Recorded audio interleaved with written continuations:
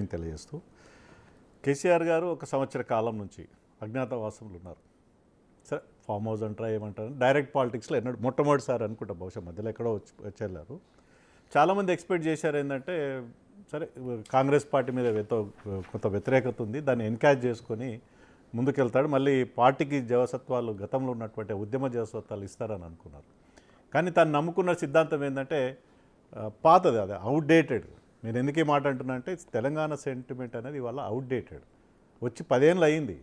పరిపాలించే వాళ్ళు ఏ పార్టీ అయినా తెలంగాణ వాళ్ళే, పక్క రాష్ట్రం వచ్చి పరిపాలించట్లేదు. ముఖ్యంగా ప్రధానంగా వారికి చరిత్రలో గొప్ప అవకాశం ఇచ్చిండే కేసీఆర్ గారికి. తెలంగాణ ప్రజలకు గొప్ప అవకాశం ఇచ్చారు 10 ఏళ్ళల్లో. తెలంగాణ సెంటిమెంట్ని ఒక పద్ధతి ప్రకారం డిస్మాంటిల్ చేసింది ఎవరన్నా? కేసీఆర్ కదా, లేదా బీఆర్ఎస్ ప్రభుత్వం కదా? ఉద్యమకారులను దూరం చేసుకునేవారు, కవులు కళాకారులను దూరం పెట్టింది ఎవరు? తెలంగాణ గీతాన్ని ఆవిష్కరించకుండా వదిలిపెట్టింది ఎవరు? తెలంగాణ తల్లిని ఆవిష్కరించకుండా వదిలిపెట్టింది ఎవరు? అంతెందుకు నీళ్ళ విషయంలో, డైరెక్ట్గా నీళ్ళ విషయంలో కృష్ణా నదిలో 575 టీఎంసీలు మనకు హక్కు ఉంటే 299 టీఎంసీలు రాసిచ్చింది ఎవరు? నాకు 299 చాలు, మిగతా నీళ్ళు నాకు అవసరం లేదని జగన్ తోడు రాసిచ్చింది ఎవరు? ఇవన్నీ చెప్పుకుంటూ పోతే చాలా ఉన్నాయి సెంటిమెంట్గా. చివరికి తను నమ్ముకున్న సెంటిమెంట్నే తెలంగాణ పదాన్ని తుడిచిపెట్టింది ఎవరు? ఇవాళ ప్రజలు అందుకనే కదా ఈ 10 ఏళ్ళ పాలన తర్వాత ఎందుకు ప్రజలు మార్పు కోరుకున్నారు? ఎందుకు తనకి ఇంటికి పంపించారు? ఎందుకు తన ఫామ్ హౌస్గా రెస్ట్ తీసుకోమని చెప్పారు? అవన్నీ కూడా ఆత్మవిమర్శ చేసుకుంటే సమాధానాలు దొరుకుతాయి. 2 లక్షల ఉద్యోగాలు ఇవ్వద్దని ఎవరు చెప్పారు? మిగులు రాష్ట్రాన్ని 7 లక్షల కోట్ల రూపాయల అప్పుల పాలన చేసింది ఎవరు? ఇవన్నీ కూడా బేరీజ్ వేసుకుంటే సమాధానం కేసీఆర్ గారికి దొరుకుతూ ఉండే.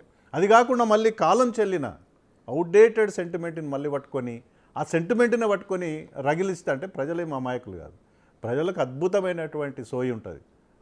ఆ సోయి ఉంది కాబట్టి ఆ రోజు సహాయనీకరణ, సకల జనుల సమ్మె, సాగరహారం, సంసద్ యాత్ర, పెద్ద పోరాటాలు చేసి ఆ సోయింది 2 కోట్ల మంది ప్రజలు రోడ్ల మీదకి వచ్చారు కాబట్టి ఆ సోయి తెలంగాణ రాష్ట్రాన్ని తెచ్చుకొని మీ చేతిలో పెట్టారు. ఒక అద్భుతమైన పాలన అందించాల్సిన చారిత్రక అవకాశాన్ని వదులుకొని కేవలం తెలంగాణంత కుటుంబం అని అనుకున్నటువంటి వ్యక్తులు వల్ల తన కుటుంబమే తెలంగాణ అనుకొని కుటుంబ పాలన వరకే పరిమితమై అనేక ఉద్యమకారులను పోరాటాలను వదులుకొని తెలంగాణ పైన రాళ్ళేసినటువంటి తెలంగాణ వ్యతిరేకులు తీసుకొచ్చి క్యాబినెట్లో పెట్టుకొని తన పక్కలో పెట్టుకుంటే కదా ఇవాళ ప్రజలు ఆ నిర్ణయం ఇచ్చారు. సరిగ్గా ఒక సోయితోటి నిర్ణయం ఇచ్చారు. 10 ఏళ్ళ తర్వాత ఆ సోయి తెలంగాణ ప్రజలు సోయింది కాబట్టి మార్పును కోరుకొని కాంగ్రెస్కి అవకాశం ఇచ్చారు. కాంగ్రెస్ గొప్ప పాలన చేస్తుందని అనుకున్నారు. సంవత్సర కాలంలో అనేక పరిమితులు ఉన్నాయి, అనేక చూసినాం మనం. సో ఏదేమైనా ఒక ఉద్యమ నాయకుడిగా నిన్న అందరు ఎక్స్పెక్ట్ చేసింది ఏంటంటే కాంగ్రెస్ పార్టీ చేసినటువంటి తప్పిదాలపైన పోరాటం చేస్తామని ఒక ఎగిసిపడి అనేక సమస్యలు ఉన్నాయి వాళ్ళ. అవన్నీ ఆ సమస్యల మీద పోరాడడానికి ఉయుక్తమైనటువంటి తన సెంటిమెంట్నే నమ్ముకొని తన తెలంగాణ రాష్ట్ర సమితిలో ఉన్నటువంటి తెలంగాణ పదాన్ని తీసేసుకొని మళ్ళీ అదే సెంటిమెంట్ని నమ్ముకుంటే ప్రజలు అంత అమాయకులు కారు. ప్రజలు చాలా విఘ్నతగా ఉంటారు, సోయితే ఒకటి ఉంటారు. అందుకనే కదా ఇలాంటి తీర్పులు ఇచ్చారు. రైట్. జోలకంటి రంగారెడ్డి గారు, అంటే మీ అబ్జర్వేషన్ మీరు కూడా భజన చేస్తున్నారు అని కూడా ఆ ఫ్లోలో అది కూడా ఉంది. మీరు అబ్జర్వ్ చేశారో లేదో, క్యారీ చేసిన కొన్ని పత్రికలు క్యారీ చేయకపోయినా ఎందుకు భజన చేయాల్సి వస్తుంది కాంగ్రెస్కి? మీరు ప్రజా సమస్య మీద పోరాడే కమ్యూనిస్టులు.